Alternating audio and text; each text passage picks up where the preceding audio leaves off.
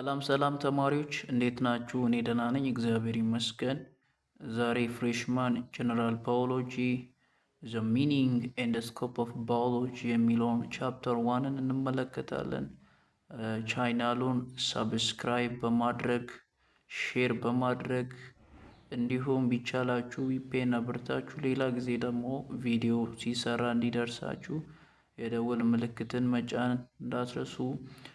እንግዲህ ቀለልና በሚገባን አይነት ልንመለከት እንሞክራለን። ኦልሞስት ትንሽ ስለሆነ ማለት ነው።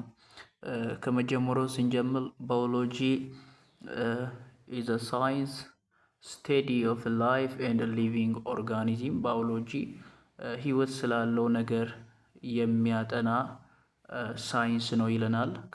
ከግሪክ ቃል የመጣ ነው ባዮሎጂ የሚለው ፍሮም ቱ ግሪክ ወርድስ ሎጎስ ኤንድ ባዮ ነው። ባዮ የሚለው እንግዲህ ስለ ላይፍ የሚያጠና ነው። ሎጎስ የሚለው ደግሞ ስለ ስቴዲ ስለማድረግ ነው። እንግዲህ ይሄ ሀሳብ አዲስ አይደለም እና ይሄ ባዮሎጂ የሚለው ቃላቶች መጀመሪያ የመጣው ከሁለት ሳይንቲስት ነው የተገኘው።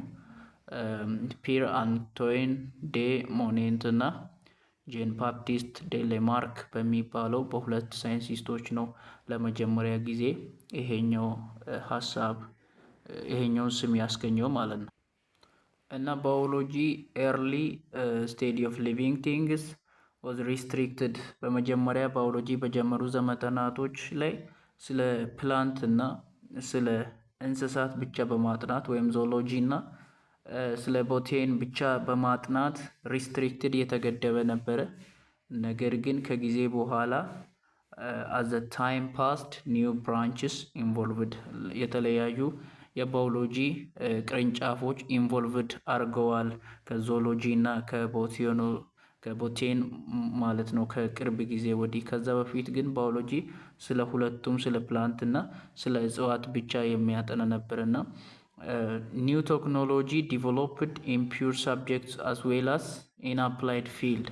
እሱ ብቻ ሳይሆን አዳዲስ ቴክኖሎጂዎች ዴቨሎፕ ከመሆናቸው አንጻር አሁን የሚሰጠው ፒውር ሳብጀክት የምንለው አሁን እንደ ሳብጀክት በክላስ ደረጃ የምንወስዳቸው እና አፕላይድ ፊልድ ልክ ባዮሎጂ ካጠናን በኋላ እነ ሜዲሲን፣ አነስቴዥያ፣ ፋርማሲ፣ ቬተርነሪ እያለን ምንገባቸው ፊልዶች ሁላ ሀፐን ሆኗል ከዚህ እድገት በኋላ ማለት ነው። which give rise to very broad concept of science called what biological science።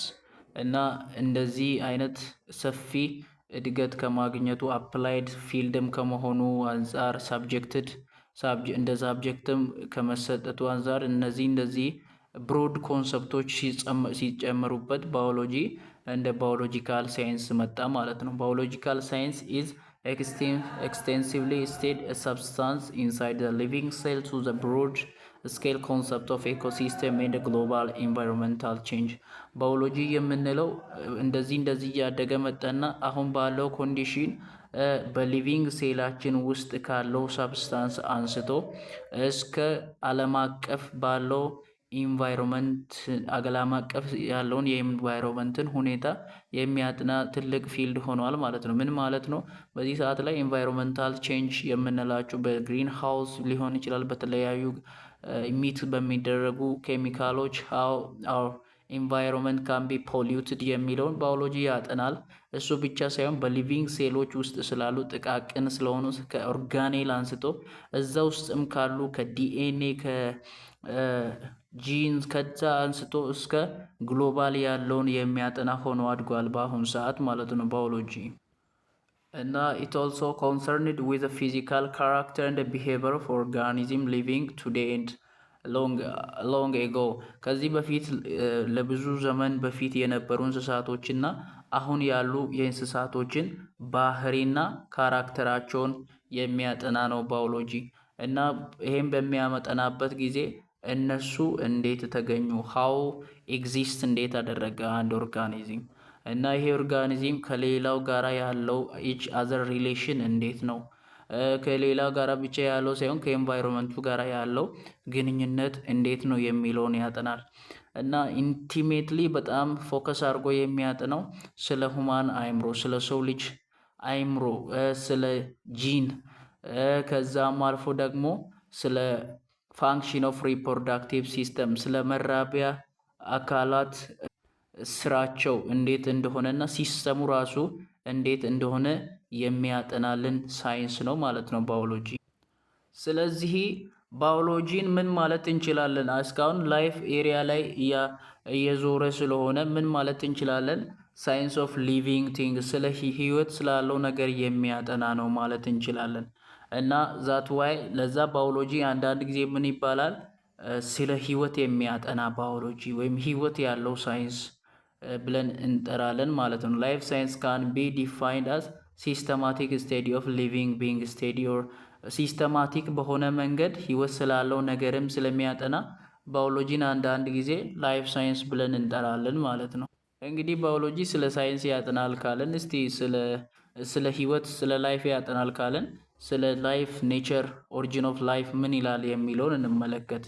ዋን ኦፍ ዘ ቢገስት ኤንድ ሞስት ኢምፖርታንት ኢመርጀንት ፊኖሚኒያ ዛት ኦሪጂን ኢመርጀንሲ ኦፍ ላይፍ እና በጣም በሳይንሱ ዓለም ላይ ትልቅ ፊኖሚኒያ ሆኖ ያለው ክስተት ሆኖ ያለው የህይወት ክስተት ነው። ላይፍ መፈጠሩ በሳይንሱ ዓለም ላይ ትልቅ ክስተት ሆኗል እና ዘ ማስተር ኦፍ ላይፍ ኦሪጂን ስቲል ኢዝ ቢግ ዲቤት ኢሹ ኢን ሳይንስ። በሳይንሱ ዓለም ላይ የህይወት ኦሪጂናል ህይወት ላይፍ የሚባለው ከየት መጣ የሚለው በጣም በሳይንሱ ዓለም አከራካሪ ጉዳይ ነው። ጥያቄዎች አሉ በዚህ አከራካሪ ጉዳይ ላይ። ህይወት ምንድን ነው ይላል እና ይሄኛው ህይወት ምንድን ነው ላይፍ ምንድን ነው ማለት የሚለው ማለት ደግሞ መመለስ በጣም ከባድ ነው ይላል። እኛ አብዛኛው ጊዜ ግን ህይወት ምንድን ነው ከሚለው ይልቅ ያ ህይወት ያለው ኦርጋኒዝም ለምን ተፈጠረ የሚለውን ነው ማወቅ ምን ወደው ይላል እዚህ ዊ ወንት ቱ ናው ዋይ ኢት ኢዝ። እዚህ ጋር ለምንድን ነው አሁን ያለ ነው የሚለውን ነው እኛ ሞር ማወቅ የምንፈልገው። ህይወት ምንድን ነው ከማለት ይልቅ ህይወት እዚህ ጋር ለምንድን ነው ያለው the purpose of life related question ነው እኛ የምናነሳው።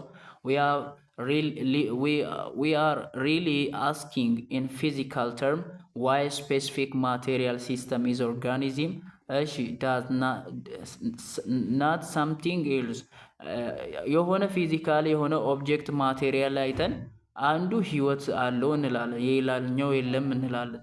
እና ህይወት ያለው ህይወት ከሌለው ራሱ በምንድን ነው የተለየው የሚለውን ይጠይቃል ባዮሎጂ። እና እነዚህ to answer this why question we need to understand how life may have originated። እነዚህ የመሳሰሎችን ጥያቄ ለመመለስ ህይወት እንዴት ኦሪጂኔትድ ሆነች የሚለውን ማወቅ ያስፈልገናል ማለት ነው። እና የተለያዩ ቲዮሪዎች አሉ ህይወት ምንድናት የሚለውን የሚያብራሩ። ከነዛ መካከል የተወሰኑትን እንመልከት። እና በሳይንሱ ዓለም ላይ ተቀባይነት ያላቸው ሲኮንሶች አሉ። የኢቨንቶች አንድ ኢቨንት ከሌላው ኢቨንት ሌላኛው ኢቨንት እንዴት እስከዛሬ ህይወት መጣ የሚለውን ያስቀመጡበት እይታ አላቸው ሳይንቲስቶች። የራሳቸው የሆነ ሀሳብ አስቀምጧል። ፈርስት ሊቪንግ ቲንግስ አፒር ዌር ዘ ሲምፕለስት ክሬቸር። የመጀመሪያው በዚህ ዓለም ላይ እንግዲህ የተፈጠረው ዩኒሰራል እና ማልቲሰራል የሚባሉ ኦርጋኒዝሞች አሉ። ከነዛ ውስጥ ሲንግል ሴል ያለው ነው መጀመሪያ የተፈጠረው የሚል ህይወት ስለመፈጠሩ ሀሳብ ሲሰጡ የሚሰጡት ኮሄረንሲ ኦፍ ዘ ኢቨንት ይሄኛውን ይመስላል። ከዛ ሲንግል ሴል ተፈጠረ። ፍሮም ዚስ ሲንግል ሴል ከዚህኛው ሲንግል ሴል ደግሞ ኮምፕሌክስ እና ማልቲሰሉላር ኦርጋኒዝም ከአንድ ሴል በላይ ያላቸው ኦርጋኒዝሞች ተፈጠሩ። እና ይሄ ኮምፕሌክስ ሴል ያላቸው ወይም ከሁለት በላይ ያላቸው ሁለት በላይ ሴል ያላቸው ኦርጋኒዝም መፈጠሩ ዝም ብሎ የቁጥር መጨመር ብቻ ሳይሆን እያንዳንዳቸው ሞር ሴል ሾውድ ሴሉላር ስፔሻላይዜሽን እያንዳንዳቸው ሴሎች ከአንድ በላይ ሲሆኑ እያንዳንዱ ሴል የራሱ የሆነ የሚሰራው ስራ አለው። ነርቭ ሴል የሚሰራው የራሱ ስራ አለው። ማስል ሴል፣ ስኪን ሴል ዲፍረንት ካይንድስ ኦፍ ሴል ኤች ሴልስ ሃዝ ኢትስ ኦውን ወርክስ ስፔሻላይዝድ አድርገዋል ማለት ነው። እና ባዮሎጂ ደግሞ የሚያጠነው እነዚህ ስፔሻላይዝድም ስላደረጉት ነው ማለት ነው። ግን ሀሳቡ እዚህ ጋር ምንድን ነው?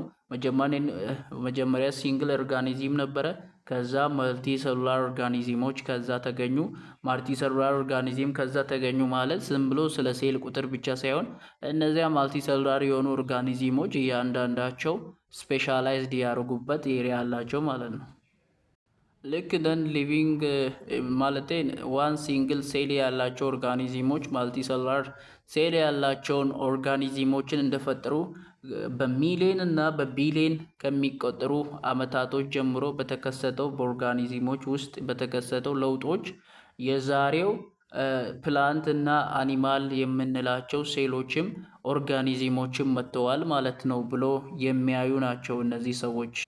እና ይሄ ሀሳብ አብዛኛው ጊዜ ተቀባይነት ያገኘው ባይዘወይ አግርድ የሚያደርጉ የሚስማሙ በዚህ ሀሳብ ጂኦሎጂስቶች አሉ። ስለ መሬት ነው አይ ቲንክ የሚያጠኑት። ፓሊዮኖቶሎጂስቶች ስለ ፎሲልስ የሚያጠኑ፣ ባዮሎጂስቶች ስለ ባዮሎጂ የሚያጠኑና ቴዎሎጂያን የሚባሉ ይሄ ኢቭን ስለ ጋድም የሚያጠኑ እንደዛ የሚያምኑ አሉ ማለት ነው። ከነዛ ውስጥ ከሳይንቲስቶች ውስጥ እነ አርስቶትል የሚመስሉ እነ ዳርዊን የሚመስሉ ይሄኛውን ምልከታ ምን ያደርጋሉ? ይቀበላሉ ማለት ነው። ሲንግል ሴል ነበረ፣ ማልቲ ሰሉላር መጣ። ከዛ ከሚሊዮን እና ከቢሊዮን አመታት በተካሄደው ለውጥ ከዛ ምን መጣ ይላሉ? የዛሬው ፕላንቶች እና አኒማል የሰው ልጅንም አካቶ እነዚህ መጡ የሚል ሀሳብ ያላቸው ናቸው። እና እነዚህ አጠቃላይ ምን ይላሉ? ሳይንቲስት ጀነራሊ አግሪ የሚያደርጉ ሳይንቲስቶች አጠቃላይ ኦልሞስት የሚስማሙት ሀሳብ ምንድን ነው? ፎርሜሽን ኦፍ ዋት ፍሮም ፎርሜሽን ኦፍ አወር ሶላር ሲስተም አንቲል ናው ሃዝ ቢን ኦን ዘ ኦርደር ኦፍ ሳም 4.5 ቢሊዮን ይር። እስካሁን ሶላር ሲስተማችን የኛው የተፈጠረው ወደ ስንት 4.5 ቢሊዮን አመት ይጠጋል የሚል እይታ አላቸው። በዛ አመታቶች ውስጥ በተካሄደ ቼንጅ ነው የዛሬው ፕላንትና አኒማል መጡ የሚሉት። አንዳንዶች ግን ክሬሽኒስቶች የሚባሉ አሉ። እነሱ ምን ብሎ ነው የሚያምኑት? those who believe the world was created in the sixth day are often called creationist። በቃ ልክ በመጽሐፍ ቅዱስ ባለው አስተምሮ የሚያምኑ ማለት ነው። እግዚአብሔር ከ1 እስከ 7 ባሉ ቀናቶች ሁሉን ነገር ፈጥሮ ከስራውም አረፈ የሚለውን ዳይሬክትሪ የሚቀበሉ ግን ክሬሽኒስቶች ተብሎ ይጠራሉ ማለት ነው። እኔ በበኩሌ በዛ በኩል ነኝ። የእናንተውን ኮመንት ላይ ያስቀምጡ። እና ሳይንቲስቶች ሳይንቲፊክ መትድን እንደሚጠቀሙ እነዚህ ክሬሽኒስቶች የምንላቸው የሚጠቀሙት መትድ ምንድን ነው የሚሉት? ቤዝድ ኦን the belief that the Bible is to be accepted completely accurately accounting of all about which speak። መጽሐፍ ቅዱስ የሚናገረው ነገር በሙሉ ኮምፕሊትሊ ልክ ናቸው ብሎ የሚቀበሉ ናቸው። እኔም ከዛ ጎሳ ነኝ ማለት ነው። ሳይንቲስት ደግሞ ምን እንደሚሉት በሌላ መንገድ ሳይንቲስቶች የሚያዩት እይታ ምን አይነት እይታ አላቸው? ዩቲላይዚንግ ዋት ዜይ ኮል ዜምሰልፍ ሳይንቲፊክ መትድ ይጠቀማሉ። ይሄ ክሬሽኒስት ባይብልን መትድ አድርገው እንደተጠቀሙ እነዚህ ሳይንቲስቶች ደግሞ ሳይንቲፊክ መትድን ይጠቀሙና which allow them to test hypothesis and theory to develop concept and አይዲያ እና ኮንሰፕትን ዲቨሎፕ ለማድረግ ለማሳደግ ቲዮሪዎችና የተለያዩ ግምታዎችን ሳይንሳዊ በሆነ መንገድ ኤክስፐሪመንት አድርገው ሳይንሳዊ በሆነ መንገድ አጥንተው ነው የሆነ ነገር እንደዚህ ነው እንደዚህ አይደለም የሚሉት። ስለተፈጠረው ነገር ኮንክሉዥን የሚሰጡት በሳይንቲፊክ መትድ ነው ማለት ነው። እንግዲህ እንዳልኳችሁ የተለያዩ ቲዮሪዎች አሉ። ኦሪጂን ኦፍ ላይፍ፣ ቲዮሪ ኦፍ ስፔሻል ክሪኤሽን የሚባሉ በቃ ኤቭሪቲንግ የተፈጠረው በጋድ ነው የሚሉ ናቸው። ባይብሊካሊ በጋድ ነው የተፈጠረው። አኮርዲንግ ዲስ ቲዮሪ ኦል ዲፍረንት ፎርም ኦፍ ላይፍ ዛት ኦከር ቱዴይ ኦን ፕላኔት ኤርዝ ሃቭ ቢን ክሪኤትድ ባይ ጋድ ኤንድ ኦልማይቲ። ሁሉም በሚችለው በአምላክ እየተፈጠሩ ናቸው የሚሉ ናቸው ማለት ነው እነዚህ። ሌላኛው ደግሞ ቲዮሪ ኦፍ ስፖንታኔስ ጀነሬሽን የሚባሉት ምን የሚሉ ናቸው? ነገሮችን አስዩም የሚያደርጉት ሊቪንግ ኦርጋኒዝም ዛሬ ያለው አጋጣሚ በሆነ መንገድ ከህይወት ከሌለው ነገር ነው የመጣው። አጋጣሚ በሆነው ህይወት ከሌለው ነገር ነው የመጣው የሚሉ ናቸው። እና አርስቶትል እና ሌሎች የግሪክ ፍላሰፎች ፍልስፍናን የሚያራምዱ የዚህ ሀሳብ አቀንቃይ ናቸው ማለት ነው። ቲዮሪ ኦፍ ካታፕሮሲስ የሚባለው ደግሞ ምን የሚሉ ናቸው? ሲምፕሊ በቀላሉ ሞዲፋይ ያደርጋሉ። ከላይ እነማ ስፔሻል ክሬሽንስ የምንላቸው እነዚህ ያልናቸው አሉ። ሁሉ ነገር በእግዚአብሔር ተፈጥሯል የምንለው እነሱ ኦልሬዲ ያሉትን በሙሉ ይሉና ነገር ግን ምን ብሎ ነው የሚያምኑት? እግዚአብሔር ሁሉን ነገር ፈጥሮ ነበረ። it states that there have been several creation of the life by God። በቃ በጣም ብዙ ፍጥረቶች በምድር ላይ የምናያቸው ኦልሬዲ በእግዚአብሔር ተፈጥሯል። ነገር ግን ካታስቶፐር የሚባለው በቃ በሆነ ጊዜ በተፈጠረው ዲስትራክሽን በቮልካኖ ሊሆን ይችላል፣ በፍሎር በዲኑዴሽን በፒርካምባሪያ ሜቶዜኒክ ፐርዞኒክ እያለ ጂኦግራፊ ላይ ያሉ እና ከዚያ ዘመና በፊት ባሉ በተለያዩ ነገሮች ጠፍተዋል በምድር ላይ። ከዛ ከጠፋ በኋላ እንደገና ከጠፉት ውስጥ እየተፈጠረ ነው ዛሬ ያለው ላይፍ የሚል እይታ ያላቸው ካታስትሮፊዝም ተብሎ ይጠራሉ ማለት ነው።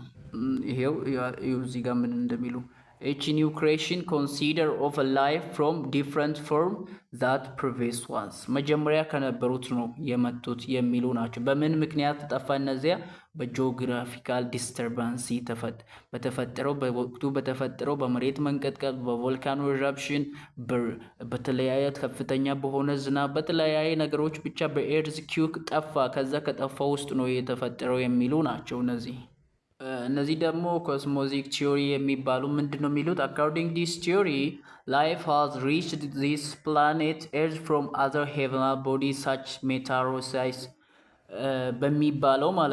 በሚባለው ነው የተፈጠረው። ሜታሮይት ማለት ከሰማይ ልክ በእኛ ሶላር ሲስተም ላይ የተለያዩ ኦብጀክቶች ሮቴት ያደርጋሉ አይደለ? በእኛ ፕላኔት ሊሆን ይችላል፣ በእኛ ሶላር ሲስተም አይደለም የሚያወራው። በእርግጥ ሰውየው ግን ከሌላ ሩቅ ከተለያየ ከሚልኪዮ ጋላክሲ ውጪ እንኳን ወይ ከአንድሮሜዳ ከተለያየ ጋላክሲዎች የመጡ የተለያዩ ሰማያዊ ነገሮች ተወርውረው መጥተው ከዛ ከተወረወረው ነገር ነው የተፈጠረው የሚሉ ናቸው። ፕሮፖዝድ ያደረገው ይሄን ሀሳብ ያመጣው እንግዲህ አርኔስ የሚባለውና የሱ አብሮ ሰራተኞች ሳይንቲስቶች ናቸው። ነገር ግን ይሄ ምንም ነገር ቢሆን ተቀባይነት ስለሌለው ኦልሬዲ ሪጀክትድ ተደርጓል ማለት ነው። ሌላኛው ደግሞ ቲዮሪ ኦፍ ኬሚካል ኢቮሉሽን ነው። እነሱ ምንድን ነው የሚሉት? ዚስ ቲዮሪ ኢዝ ናውን አስ ማቴሪያሊስቲክ ተብሎ ይጠራል አንዳንድ ጊዜ። ሌላ ጊዜ ደግሞ ፊዚዮ ኬሚካል ቲዮሪ ተብሎ ሊጠራ ይችላል። እንደዚህኛው ቲዮሪ ላይፍ ኦሪጂኔት ያደረገው ቀስ በቀስ ግራጁዋሊ ነው፣ በኬሚካል ኤቮሉሽን ነው። የተለያዩ ኬሚካሎች ሪያክሽን እየተካሄደ በዛ ኬሚካል ሪያክሽን ነው እንግዲህ ፎርም የሆነው። ልክ O + 2 H2O O + 2 እንደሚሰጠን ልክ በእንደዛ አይነት በኬሚካል ሪያክሽን ነው የዛሬዋ ዓለም የዛሬው ሰዎች የመጡት የሚል የዛሬ ላይፍ አኒማል ፕላንት ዋቴቨር ዛት ዊ ኮል ሊቪንግ ቲንግስ የመጣው በዛ ወይ ነው ብሎ የሚያምኑ ናቸው እነዚህ ሰዎች። እና እዚህ ጋር ደግሞ ስለ ኔቸሩና ካራክተር ኦፍ ዘ ላይፍ ኦሪጂን ኦፍ ላይፍን አየን፣ የተለያዩ ቴዎሪዎችን። አሁን ህይወት የሚባለው ካራክተር አለው። ይህን ካራክተር ካላሟላ ላይፍ ነው አይባልም። እስቲ ስለ ላይፍ ካራክተር እንመለከት። ስለ ላይፍ ካራክተር ግን ከመመለከታችን በፊት ላይፍ ራሱ ምንድን ነው የሚለውን ሳይንቲስቶች የሚሉትን እይታ ነው የምነግራችሁ። ላይፍ ኢዝ ዲፋይን ያደርጋሉ። ምን ብሎ? ኮንዲሽን ነው። የምን ኮንዲሽን? አንድ ነገርን የምንለይበት ክራይቴሪያ ነው። ኮንዲሽንን ነው። ምንን ከምን? አኒማልን፣ እንስሳቶችን ወይም ፕላንቶችን ህይወት ከሌለው ወይም ከሞተ ነገር የምንለይበት ኮንዲሽን ነው ብሎ ይነግሩናል። እና ሌላኛው ደግሞ ይሄ ላይፍ የሚባለው በውስጡ ፕሮሰሶችን ይይዛል። ፕሮሰስ የተለያየ በውስጣችን በኦርጋኒዝም ውስጥ የሚካሄዱ ፕሮሰሶች አሉ። እነዚያን ፕሮሰሶችንም ይይዛል። ደግሞ ሜንቴንስ ስቴትስ አንድ እንግዲህ ስቴት በሆነ ስቴት ላይ ኮንስታንት ስቴት ላይ መሆን ይፈልጋል ኦርጋኒዝም። ቴምፕሬቸር ሲበዛው በተለያየ መንገድ ቴምፕሬቸሩን ኮንስታንት ለማድረግ፣ ሲያንሰው ደግሞ ያን ቴምፕሬቸሩን በቦዲ ውስጥ ከፍ ለማድረግ እነዚህን ፕሮሰሶችን የሚይዝ ነው ላይፍ ላል እና ሌላኛው ደግሞ በጣም ሶፊስቲኬትድ ነው፣ ኮምፕሌክስ የሆነ ነው ላይፍ ስታይል። ስፔሻል ላይፍ የሚባለው በጣም ኮምፕሌክስ የሆነ ነው። ስፔሻሊ ምን ሰው የምንለው በጣም ምንድነው ኮምፕሌክስ የሆነ ነው። ስለዚህ ስለ ህይወት በምናጠናበት ጊዜ እኛ ፎከስ አድርገን የምናጠናው ሰው ኤሪያ ላይ ነው። ላይፍ ብለን ማንን ወስደን ስለ ሰው ካጠናን ስለ ፕላንትም ስለ አኒማልም በዛ በሰው ስር እናያለን። ሞር ሶፊስቲኬትድ የሆነ ፎርም ኦፍ ክሪኤሽን ኢዝ ሂውማን ቢንግ ነው ስለሚሉ ማለት ነው። እና ስለ ሰው ስናጠና ደግሞ ሰው ሁለት የህይወት ገጽታዎች አሉት። ፊዚካል ላይፍ እና ማይንድ እና ስፒሪቹዋል ላይፍ ብለን የምንጠራው። ማይንድ ፊዚካል ላይፍ የምንለው እኛ አሁን ያለ ነው። ይሄ ቦዲያችን አለ። የቦዲያችን ፓርት ቤዚክ ኤግዚስተንስ ስለኛ ስለመኖራችን የሚገልጽልንን ፊዚካል ላይፍ ይሉታል። ማይንድ ኮንትሪቢዩት ማይንዳችንን ፓርት ደግሞ ኮንትሪቢዩት ያደርግልናል። ምንን ኢፌክቲቭነስ እና ስኮፕ እኛ በእለት እለት የምናደርጋቸው ወርካችን ኢፌክቲቭ እንዲሆን አጠቃላይ ይሄ ስሜት፣ እውቀት፣ ፍቃድ፣ ኢሞሽን፣ ሪዝኔብል እነዚህም ፓርቶቻችንን እንደ ማይንድ ያዩታል። ስፒሪትን ደግሞ በጣም ትልቁ የህይወት ገጽታ ነው ብሎ ማክሲመም ሊቪንግ ነው የህይወት ገጽታ ነው ብሎ ያዩታል ማለት ነው። ፊዚዮሎጂ ስለ ፊዚዮሎጂ ሜቢ የሚባለው ስለ ፊዚካል ላይፍ ከሶስቱም ከሰው ህይወት ገጽታ ውስጥ አንዱን ስለ ፊዚካል ላይፍ ሲያወራ ምን ይላል? ኤግዚስተንስ ኦፍ ላይፍ ፊዚካሊ ኢዝ ዴሞንስትሬትድ ባይ ዘ ፕሬዘንስ ኦፍ ዘ ፋንክሽን። ስለ የኛ መገኘታችን እንኳን የሚገለጸው በምንድን ነው?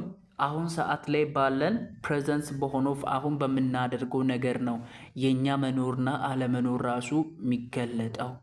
አሁን እያደረግነው ካለነው አንጻር ነው።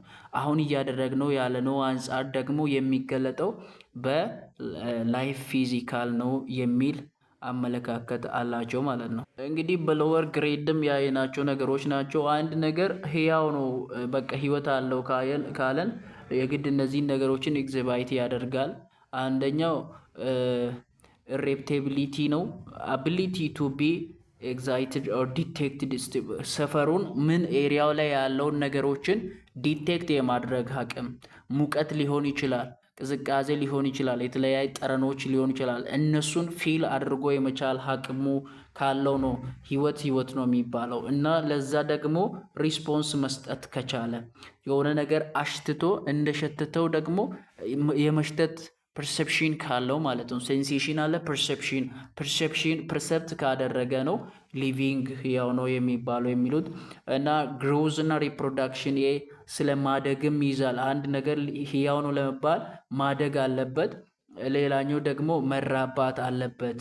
ምን ማለት ነው? መብዛት አለበት፣ መራባት አለበት፣ ዘሩን ማስቀጠል መቻል አለበት የሚለውን ነው የሚያሳየው። ሌላኛው ደግሞ ህይወት ካለ ደግሞ አዳፕቴቢሊቲ ሊኖር ይገባል። ምን ማለት ነው? ሜንቴንስ ኦፍ ዘ ባላንስ ሰውነታችን ላይ ያሉ የተለያዩ ክስተቶች ይካሄዳሉ። እነዚያን ደግሞ ሆሞስታቲስ እንዲሆኑ ማድረግ።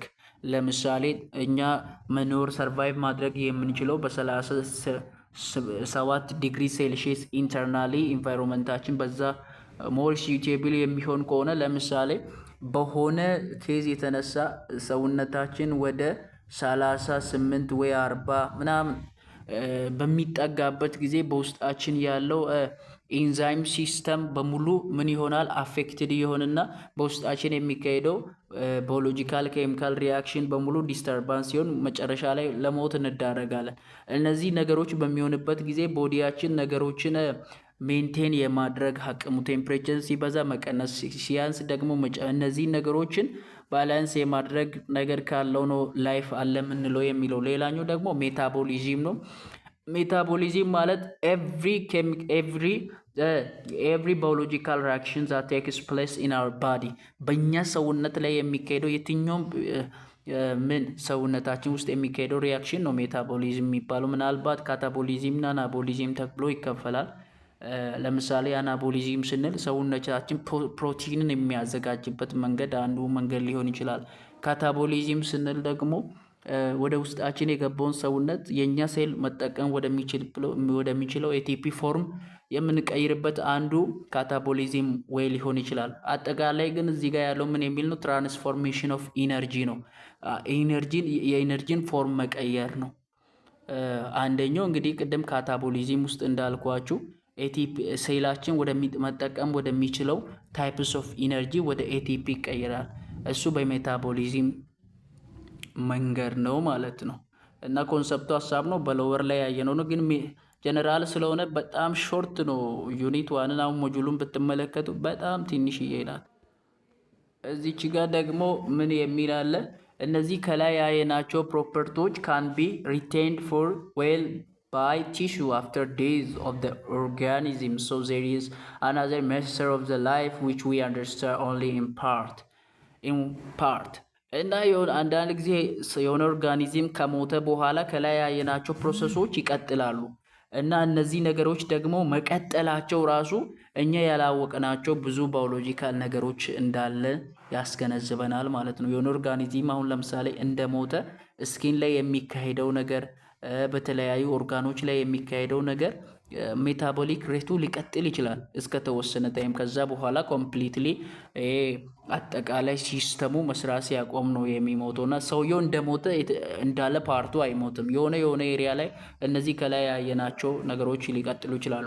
ኤክስክሬሽን ማለት ምን ማለት ነው? የማይጠቅመውን ነገር ኤክስክሬሽን ኢዝ ሪሙቫል ፍሮም ዘ ሴል ኦፍ ዌስት ፕሮዳክት ኦፍ ሜታቦሊዝም።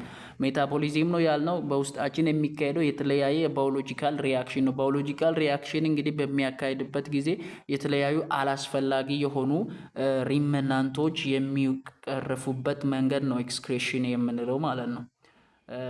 ኦልሶ ኦስሞል ሬጉሌሽን የምንለው ደግሞ በሰውነታችን ላይ ውሃና የጨውን መጠን ሲበዛ እንዴት አድርጎ ኩላሊታችን እንደሚቀንስ እና ሲያንስ ደግሞ እንዴት ደግሞ አብዞርቭ አድርጎ ወደ ቦዲያችን ሪሊዝ የሚያደርግበት ወይ ሆኖ ማለት ነው። እንግዲህ ሳይንቲስቶች የተለያየ ቅድም እንዳልኳችሁ ሳይንቲስቶች ሳይንቲፊክ መትድን ይጠቀማሉ። ግን ሳይንቲፊክ መትድን መጠቀም እንትን ስቴፖች አሉት። ግን ሳይንቲፊክ መትድ ምን ማለት ነው ካላችሁ ፕሮሰስ ነው። ፎር ኤክስፐሪሜንቴሽን ዛት ዩዝ ቱ ኤክስፕሎር ኦብዘርቬሽን አንሰር ዘ ኩዌስችን። የሆነን ጥያቄ ከተነሳ ለዛ ጥያቄ መልስ ለመመለስ የምንሄድበት ፕሮሰስ ነው። የምን ፕሮሰስ ነው? የኤክስፐሪመንት ፕሮሰስ ነው። አንድ ነገርን ኤክስፐሪመንት እያደረግን እውነት ነው ወይስ ውሸት ነው የሚለውን መልስ የምናገኝበት ፕሮሰስ ነው እና እውቀት የምናገኝበት ነው። ሌላኛው ደግሞ ቴክኒክ ነው። የምን ቴክኒክ ነው? ቴስት የምናደርግበት ቴክኒክ ነው። ምንን ቴስት የምናደርግበት? የተለያዩ ሳይንሳዊ የሆኑ መላምቶች እውነት ናቸው ወይስ ውሸት ናቸው የሚለውንም ቴስት የምናደርግበት ነገር ነው። ስቴፖች ደግሞ አሉት። ለምሳሌ ሳይንቲፊክ መትድ ስንጠቀም ስቴፕ አለት። ለምሳሌ አንድ ሳይንቲስት የሆነ ሰፈር ላይ ምርመራ ለማድረግ ወይ ሴል ለማጥናት ወይ ፕላንት ሳምቲንግ ለማጥናት ባዮሎጂካል ኤሪያ ላይ ያሉትን ሳምቲንግ ብቻ ለማጥናት ሲሄድ አንደኛ ኦብዘርቬሽን ይመለከታል። ነገሩን ከተመለከተ በኋላ ጥያቄ ያነሳል ስለተመለከተው ነገር። ከዛ ጥያቄ ካነሳ መልሱን ደግሞ ይሄ ነገር ሊሆን ይችላል ብሎ ምን ይሰጣል? ፎርም ሃይፖቴሲስ መላምቶችን ያስቀምጣል። በዛ መላምቶች መሰረት ደግሞ የሆነ ወደፊት እንደዚህ ሊሆን ይችላል ብሎ ፕሪዲክሽን ያስቀምጣል። ፊውቸር ላይ እንደዚህ ይሆናል ይላል። እንደገና ፊውቸር ላይ ያስቀምጦ እንደገና ፊውቸሩን ራሱ ፕሪዲክት ያደርጋል። ሆነ ወይስ ያ ነገር አልሆነም የሚለውን ማለት ነው። ይደጋግመዋል ይሄን ፕሮሰስ እና እነዚህን ፕሮሰሶችን በመጠቀም አንድ ሳይንቲስት እንግዲህ ጥናት ያካሂዳል ማለት ነው። እዚች ጋር አንዳንድ ተርሞች አሉ። ለምሳሌ ኦብዘርቬሽን ስንል ምን ማለት ነው? ኳንቲቲውን ወይም ኳሊቲውን ሜጀር የምናደርግበት ሜጀር ማድረግ ማለት ነው። እየተመለከትን ስላለነው ዓለም እየተመለከትን ስላለነው ነገር ኳሊቲውንና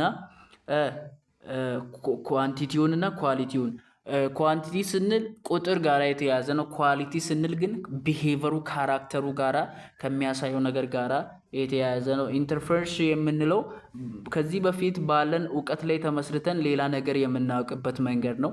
ሃይፖቴሲስ ማለት ደግሞ ሰጀስትድ ኤክስፕላኔሽን የሆነ ሳይንሳዊ የሆነ ግምት መስጠት፣ ሳይንሳዊ የሆነ ትንተና መስጠት። እንደውም ሌላ ቦታ ምንድን ነው የሚለው ቴንታቲቭ ጌስ ይባላል ፊዚክስ ላይ። ምን ማለት ነው? ሳይንሳዊ የሆነ ግመታ ስለሆነ ነገር መላምት መስጠት ማለት ነው። ሪጀክትድ ሃይፖቴሲስ ማለት ደግሞ ምን ማለት ነው? ብዙ ጊዜ ምንድነው ቴስት ከተደረገ በኋላ ተቀባይነት ያላገኘ ነገር። ኤክስፕላኔሽን that has been ruled out through experimentation በኤክስፐሪመንት ቴስት ሲደረግ ከእንትን በቃ ከውጪ የሆነ ከጥቅም ውጪ የሆነ ከሩል ውጪ የሆነ ከተፈጥሮ ፊኖሚኒያ ውጪ የሆነ ተቀባይነት የሌለው ነገር ማለት ነው። አክሰፕትድ ሃይፖቴሲስ ማለት ደግሞ ምን የሆነ ነው? that has not been ruled out በኤክስፐሪመንት ስንሄድ ኤክስፐሪመንት ስናደርግ በሆነ ነገር ላይ ኤክስፐሪመንቱ ውሸት እንደሆነ ያላረጋገጠለት ነገር በብዙዎች ዘንድ ደግሞ ተቀባይነት ያለው ነገር ነው አክሰፕትድ ሃይፖቴሲስ የሚባለው። ኤክስፐሪመንት ራሱ ግን ምን ማለት ነው? ኤክስፐሪመንት ማለት አንድን ነገር ቴስት ማድረግ ነው። ምንን ነው ቴስት የምናደርገው?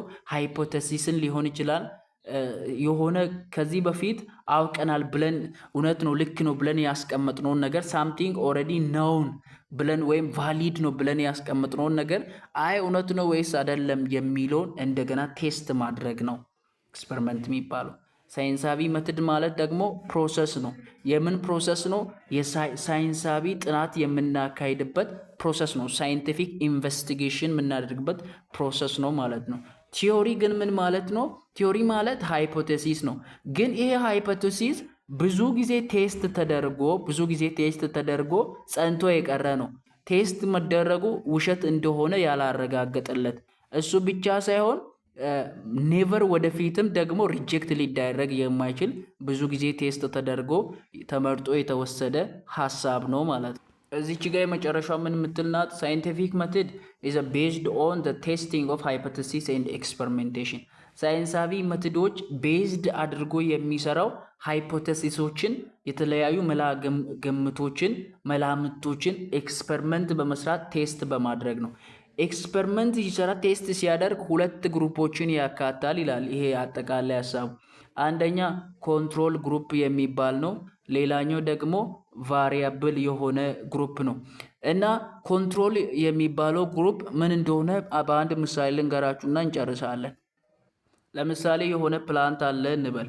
ይሄኛው ፕላንት ደግሞ ፈርቲላይዘር በሚጨመርበት ጊዜ ምንን እድገቱ ይጨምራል ወይስ አይጨምር የሚለውን ለማወቅ ፈልገናል እንበል።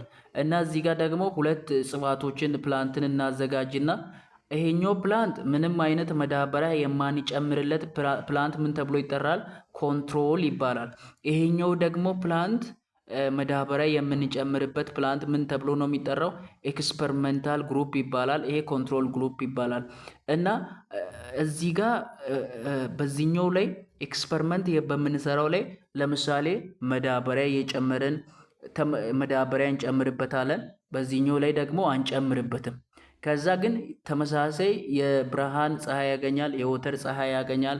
ከታች ያለው የአፈር አይነቱ ተመሳሳይ ሆኖ ከዛ ከጥቂት ጊዜ በኋላ ለውጡን እንመለከታለን። ለውጡን ስንመለከት ምን ማለት እንችላለን ማለት ነው? ይሄኛውን ስንመለከት በጣም አድጎ ከሆነ ኦኬ መዳበሪያ ለፕላንቶች መስጠት እድገቱን እንደዚህ ያደርጋል ብለን ፕሪዲክት እናደርጋለን። አሁን ከዚህ በፊት ዝም ብለን ያስቀምጥነው አለ። በቃ ሞር መዳበሪያ መስጠታችን ሚነራሉን ከፍ ስለሚያደርግልን እድገቱ በጣም ከፍ ይላል ብለን ያስቀምጥነው ሃይፖቴሲስ አለ። እሱን ሃይፖቴሲስ ደግሞ ኤክስፐሪመንት ሰርተን ምን እያደረግን ነው? ኮንክሉዥን ለመስጠት ሂደት ላይ ነን ማለት ነው። እዚህ ጋር አጠቃላይ ሁለት ነገር ለመንገል ነው። አንደኛው ኤክስፐሪመንት የማይሰራው ይሄኛው ለኮምፓሪዥን ብቻ ኮምፔር ብቻ ለማድረግ የምንጠቀመው ግሩፕ ኮንትሮል ግሩፕ ይባላል። ይሄኛው ደግሞ ኤክስፐሪመንት የምንሰራው ግሩፕ ምን ተብሎ ነው የሚታወቀው? ኤክስፐሪመንታል ግሩፕ ይባላል ማለት ነው። እና ይሄው ምን እንደሚል ዚስ ኢንቮልቭስ ኮንትሮል የሚባለውን ግሩፕ ያካታል። አንድ ኤክስፐሪመንት ምንሰራው ኮንትሮል ማለት ደግሞ ምን ማለት ነው? ሳብጀክት ዛት ዳዝ ኖት አንደርጎ ፕሮሰስ ኢን ኩዌስችን ምንም አይነት ፕሮሰስ የማናካሄደው የኤክስፐሪመንት ግሩፓችን ቅድም በዛኛው በዚህ በነበረው ፕላንት ላይ ምንም አይነት መዳበሪያ ያልጨመርንበት ነበር። ሳይንቲስት ዊል ኦልሶ ሲክ ቱ ሊሚት ኤ ቫሪያብል ቱ ዋን ኦር አናዘር ቬሪ ስሞል ሲንግል ሚኒመም ነምበር ኦፍ ኤ ቫሪያብል The procedure is a form of hypothesis prediction about what you believe or expect to see. Then do everything you can violate that falsely. እና መጨረሻ ላይ ይሄኛውን ነገር ካደረግን በኋላ እውነት ነው ወይስ ውሸት ነው ለማለትም ኤክስፐሪመንት እንሰራለን ማለት ነው። ስለዚህ ኮንትሮል ግሩፕ የሚባለውና ኤክስፐሪመንታል ግሩፕ የሚባለውን በዚህ ምሳሌ ከተረዳችሁ ጥሩ ነው። ቻናሉን ሰብስክራይብ አድርጉ፣ ኮመንት ላይ ጻፉ። ቻፕተር 2 እንቀጥላለን። መልካም ጊዜ። ባይ ባይ።